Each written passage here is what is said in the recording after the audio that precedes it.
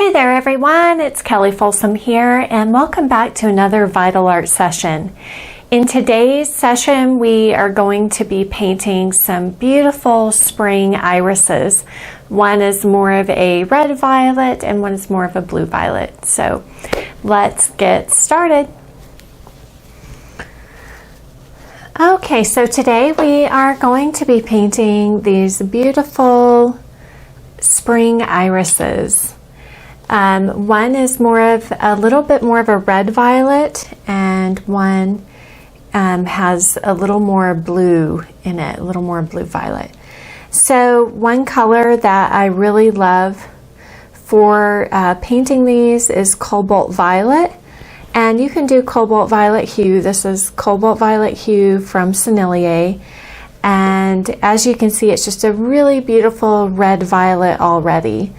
So that added with a little bit of ultramarine blue makes for a beautiful variation from red violet to blue violet. So I've already got some background color and value in. That's what's most important to start out. I have wiped out for just some big broad shapes, and I think as I was kind of finessing the still life a little bit there, some of them changed a little bit, so I might just go ahead and make some of those changes. So when you are doing your drawing in, what you really want to look at is your negative spaces, any negative shapes in between things, and that will really help you to get your these organic flower shapes just right. So, and as I said, I kind of start off with more of a simplified version and then look for, you know, more clarity as I'm painting. But training yourself to look in between spaces, they call that negative shape drawing, you know, that will get you closer to accurate drawing, in my opinion. Okay, so I've got, you know, all of this, the light on the stem, and just trying to be conscientious right away of how they curve and curl, tying pieces together rather than looking for separate shapes. Like if I was pretending that I had to cut this whole iris out in one flat piece of construction paper, what would that shape be? So as you can see, you know, you can kind of start going back in and refining it, connecting shapes into one bigger abstract flat shape. Hopefully that makes sense. And because there's, you know, there's various color changes, small value changes, things like that. But in the beginning, you want to start off as simply as you possibly can. I think there was this little bud back here that I took out because the overlap was awkward. So I left it down here in case anybody does like that and you want to put that unbloomed bud in. So the color for this was primarily ultramarine blue in some yellow ochre for over here, and then on the lighter side, because this is our shadow side and we need that value to be dark enough, doesn't have to be super dark, but in this case dark enough so that the light on this starting iris petals start to stand out. So that was ultramarine blue and yellow ochre, and then the lighter side has more of the cadmium lemon in it and some Kremnitz white, flake white. So I do have some titanium white out here for my lightest parts of the flowers. All right, so let's just dive on in here and have a good time and get started. So, all right. So one of the first things I'm looking at is just whichever petal seems to be perhaps the easiest or yeah, the simplest color for me to start to figure out, or the simplest shape. So this top iris petal in the back here is really hit with light. It's very washed out with light at the top backhand side, and I could probably lose even more color. So just to kind of give you an idea, if something is really washed out in light, I really try to wash out the local color a lot. And then I try to put more of the local color into the middle tones, or even into the shadow.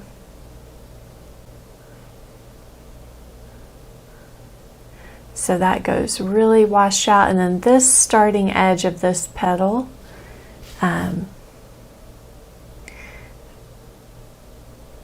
that crisp edge. So I want to be thinking about that too. If it's a starting edge of a petal, then I need it to be crisper.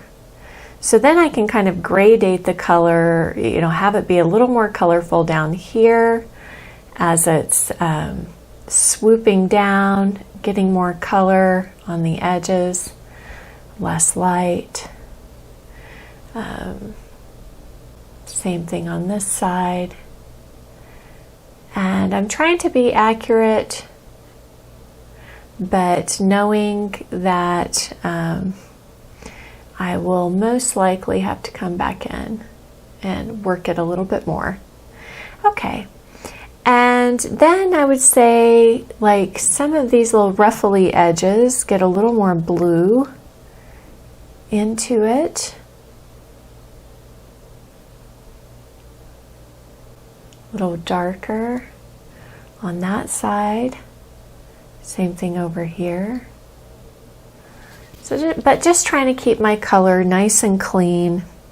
I don't really want to start going for grays and subtleties right away.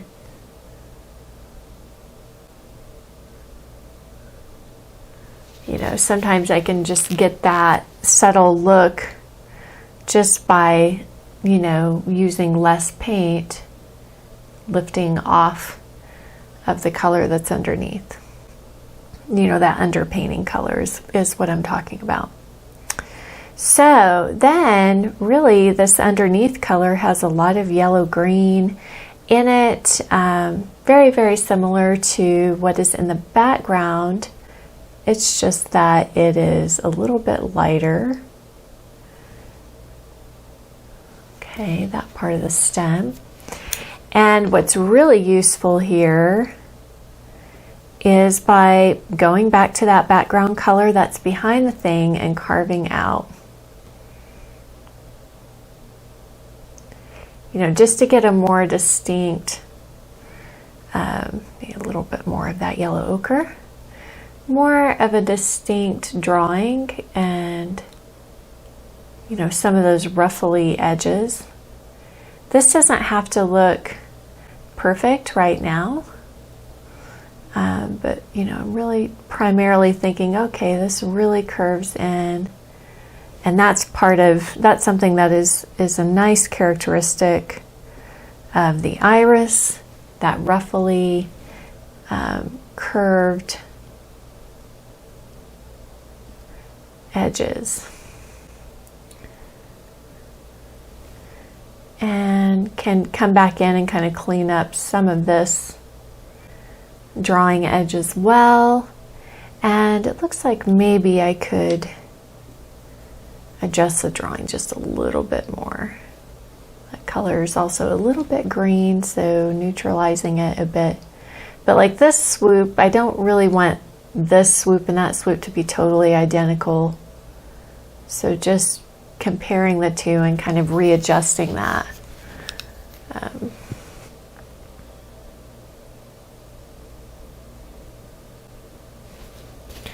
This has a little bit of a curve in. So just with the dry brush, kind of moving the paint around and adjusting that a bit more. And like here for the highlight, there's a little bit of highlight there. I'll just kind of give that a little extra hit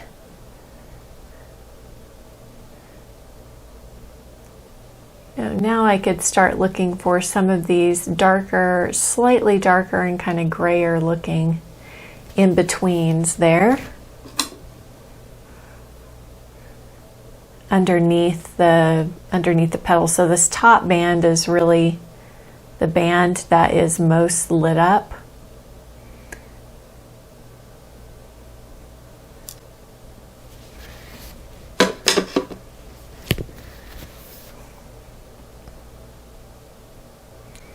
And then this edge should really come out a little bit more. Okay.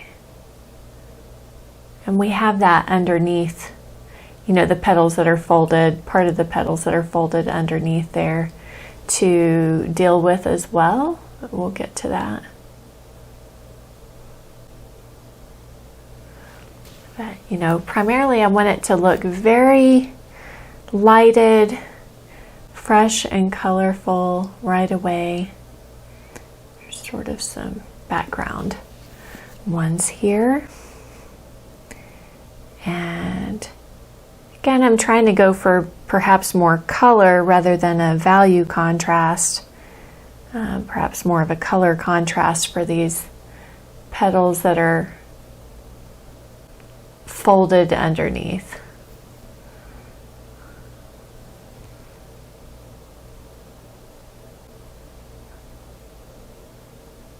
And then you can kind of gently lift off with the brush if you see that one looks a little gray.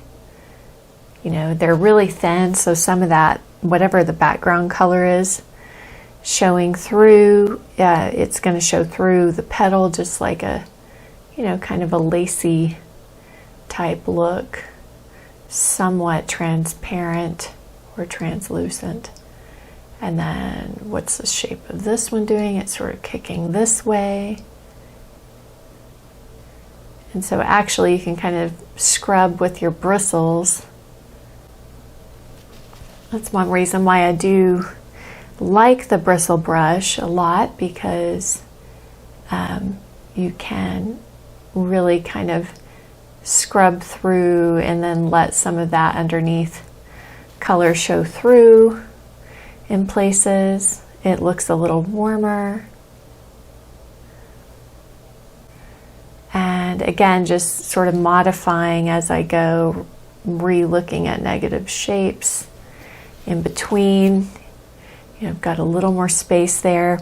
Then on top of that, I've got, you know, it moves from a very faint yellow almost to white on the stem here, but it's a nice overlap, so that needs to be a very crisp edge. And then we move into a little more of a yellow green, so adding more of the blue and the yellow to that as I come down, and even more so, much more color here, more of the cadmium lemon and the ultramarine. And so that kind of makes that background, starts to help make this background green sit back a little bit more. Sometimes you might think that something is really, really colorful, but it's perhaps just that you don't have enough other colors yet in context. There's sort of a little bumpy part in the stem there, which kind of does add a little nice variety. Such a tiny little painting. Anyways, there's a shadow side here, so I was really trying to work to see if I could get that in. And then usually you're going to get darker values like up here in, you know, I kind of think about it like the crevices, you know, where there's very little light showing through, getting in there. And that also does, you know, I don't really like to put stuff in just because I see it there, but what's happening is it's helping to pop that lighted stem in front a little bit more. And working wet into wet, you know, you're probably just going to have to go through a lot of times and, you know, re-hit your edge a little more cleanly again. Okay, so another little highlight here at the base. So I might do enough on one to be able to move forward to the next one. Now you could break out your like your dioxazine purple. I never can quite say that right.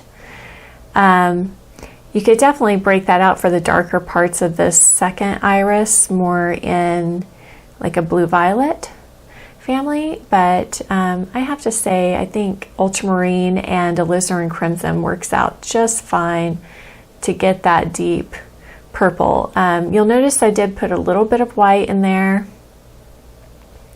and I'm also trying to kind of do more of a fluid, more calligraphic stroke here, because that's a little more the nature of the object.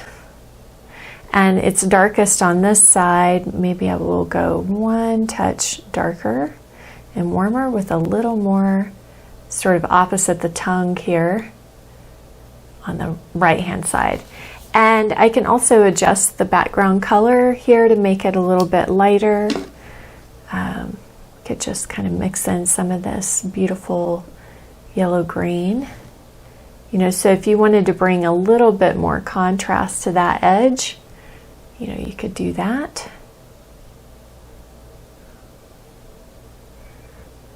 They do kind of look like little tongues, which is maybe not the most appealing way to think about it. Yeah. But that's, you know, you want that kind of swooping movement. All right, so let's make that a little bit lighter. I'm going to use the Cremnitz right now, the flake white instead, just a softer mixing white, because, you know, that's the shadow side of that petal. And oops, don't want that one. I want this one. Okay. And again, try to simplify the color when you're first beginning to fill in these shapes. You can always get more particular, you know, like there's little nuances that you might see, like, oh, there's a little fleck of, maybe it's a little more red, or, you know, a touch lighter or cooled off or something. So you can always add that in and paint that in. But again, try to stay thinking about those threes. I know we've talked about the threes a lot, but 3 gradations or 3 value transitions. So could think about it either way, as a value gradation or color transition, whichever way makes a little more sense to you. So we get that same kind of next step up color, but not fully lit yet. On the top of that curl, it's darker on this starting edge.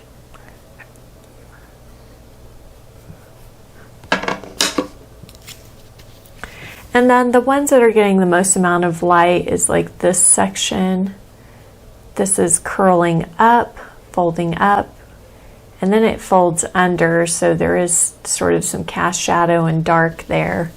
But so let's get some light in for that. And again, this is a little more of a blue violet. I could start switching back to my cobalt violet plus a little bit of ultramarine at this point instead of the alizarin, just to get a more, you know, I feel like that's a little more vivid color.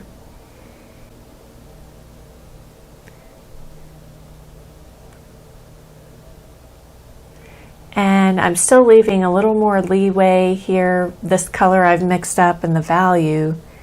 I'm trying to leave a little bit of opportunity to punch up the light a little bit more. Okay, here's where those little puzzle piece shapes come into play.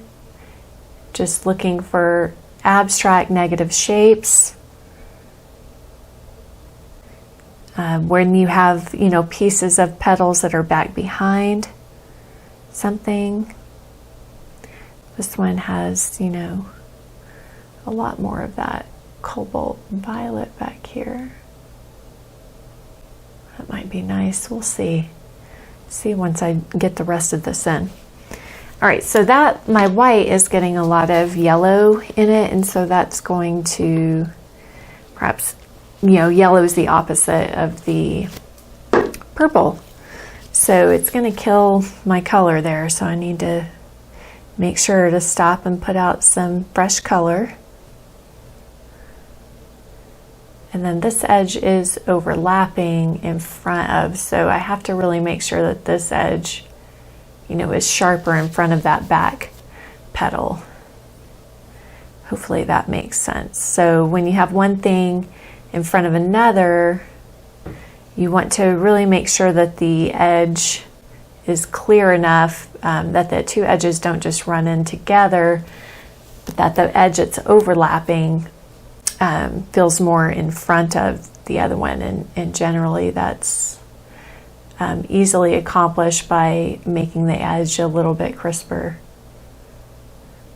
So again, here's sort of modifying that bringing in some nuance, modifying that color by bringing in a few accents that perhaps are a little bit darker here. And then this, again, here's one of those edges, this ruffly edge that's in front of the other petal. So what happens is this starts to sort of fall into shadow over here, and then this curls back up, catching the light again. So, and I could actually give that a little more hit. So making that edge really lit, and then just kind of softening, pulling the paint to the inside. That's generally, that's a good tactic, in my opinion. So, and then just re-looking at the drawing even closer, looking at that edge. And then we have this one. Remember, I was saying I was trying to leave a little bit of leeway. Smaller brush might be helpful. But I was trying to leave a little bit of leeway to go a little bit lighter. So here on the spine, you want to get that curve there. If you need to make it smaller, you can come back with the other color. Just kind of fine tune that.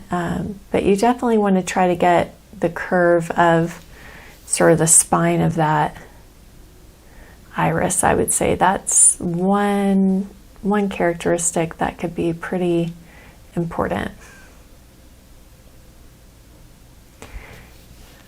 I mean, we just have all kinds of fun little things going on here. And I do try to think of them as fun. I know that can be hard to do sometimes with something more complicated, but I think sometimes if you shift your perspective, like, oh, look at all those little fun details, then you may have an easier time of painting them. Just a suggestion. But there's a little bit of cast shadow under here is what's happening. So the petal is sort of folded over. And again, I would like to try to use my background color just to try to refine a little bit further the drawing here.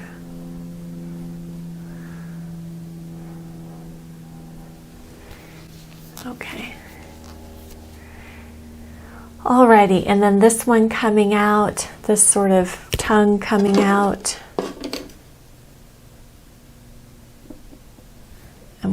Before I get started on that, I want to just look at the drawing again.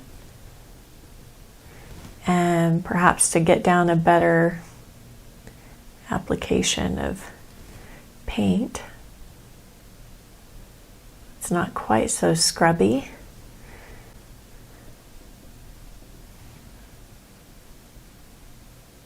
Same thing over here, just kind of cleaning up that background with that flat synthetic. which is going to give you sort of a smoother look. This is cast shadow back in the background here, which I kind of liked, that it brought a little bit of variety to the background, the cast shadow from the iris.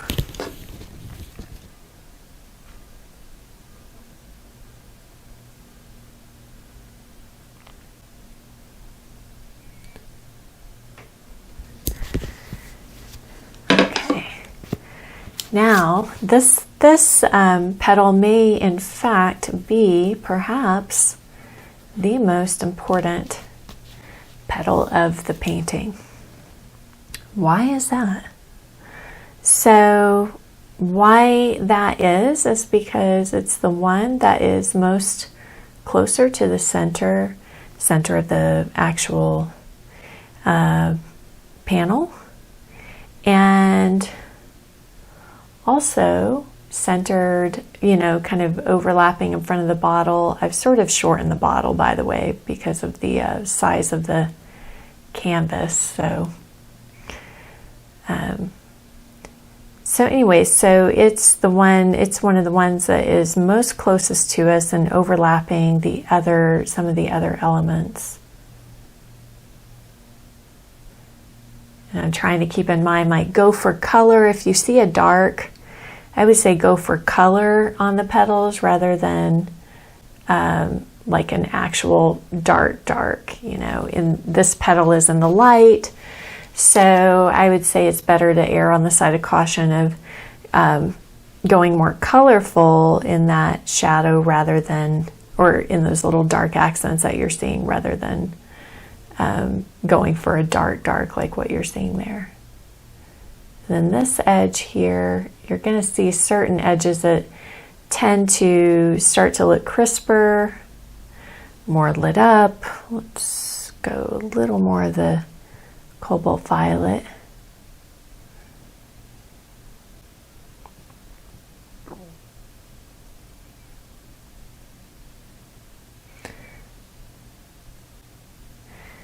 Okay, and then another element, put these up. Another element of irises that is very beneficial is getting in that, sort of furry part of the tongue here. And again, kind of getting that curve. To me, it's very similar to, say, painting grapes and the, spine of the grapes. Another thing is just all along the ridge here of, you need to kind of over amplify that rim light, because everything has dimension and plane. So you have to sort of perhaps exaggerate that part by putting a little rim light. You could do it with a palette knife, do it like I did with the brush, and then kind of carve it back down. But that rim light is actually really important. All right, so back to going for some of this, sort of that furry part of the tongue that's a little more yellow. And I think over exaggerate that rather than downplay it, especially on this front one. So you might have to make it more colorful. These are, they're a few days old here, so they're getting, they're getting a little sad in their in their color intensity. They're getting a little more muted. And then there's one over here on the shadow side. Of course, we don't want that one to be quite as intense, but I think you still want to see it. So, oops, okay.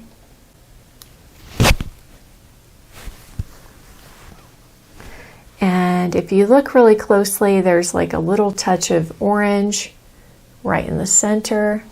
That can be crucial for this color combination of the purple and green. So some of that yellow and orange can really help balance out the color family here.